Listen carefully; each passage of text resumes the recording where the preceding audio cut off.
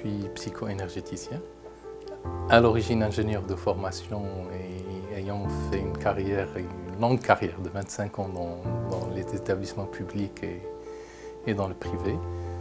J'ai fait mon premier contact avec l'énergétique en 2011 dans un cursus de coaching normal, cérébral.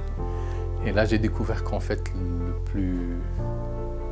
plus profond est dans l'émotion, dans le système, dans la famille, dans l'environnement social. Et donc, j'ai démarré d'autres formations dans le domaine de l'énergétique qui sont devenues ma passion et un peu ma raison d'être aussi.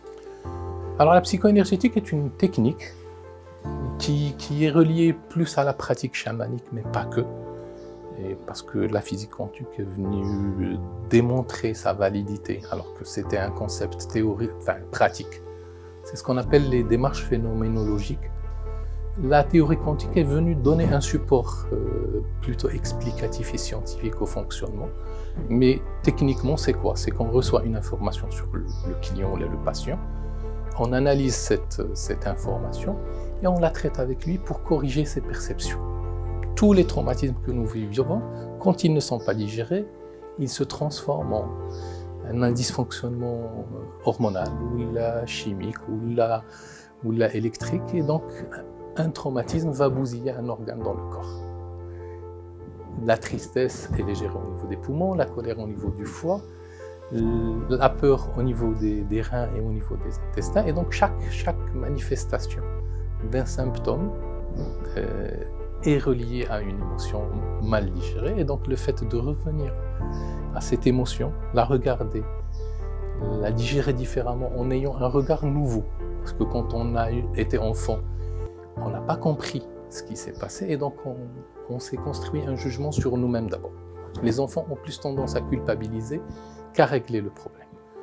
Un enfant n'en voudra jamais à ses parents, même s'ils l'ont abandonné, il s'en voudra à lui-même en disant « peut-être que je ne mérite pas cet amour-là et donc c'est pour cela qu'ils sont partis ».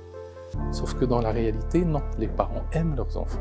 Donc tout le traitement consiste à se repositionner dans cette logique d'amour vis-à-vis des parents pour dire finalement j'ai juste une mauvaise lecture de l'amour de mes parents et je vais m'offrir avec le thérapeute un nouveau regard sur l'enfant que j'ai été, je corrige ses perceptions pour le faire grandir à nouveau mais avec un apaisement des émotions qui ont été mal digérées et c'est en quoi consiste la thérapie. Alors techniquement, l'énergéticien a accès à une information qui est disponible chez le client.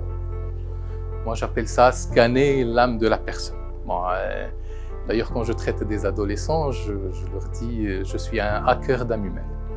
Le terme est plus connecté et fait valoir ce que nous faisons. En fait, un énergéticien ressent totalement l'âme de la personne et l'âme est porteuse de toutes les souffrances et de tous les traumatismes et aussi de tout ce que porte cette personne. Ça veut dire qu'il n'y a pas que les traumatismes. Nous emmagasinons en nous notre fréquence, notre énergie propre, nos dons si nous en avons.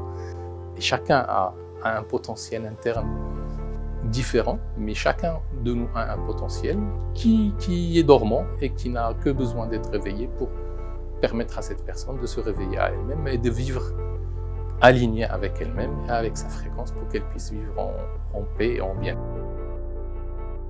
La guérison est toujours accessible, mais elle est conditionnée par une chose capitale, la volonté et la responsabilité.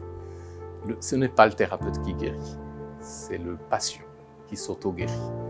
C'est-à-dire le seul avantage du thérapeute, c'est qu'il te montre le chemin par lequel tu passes, mais il ne peut pas traverser à ta place.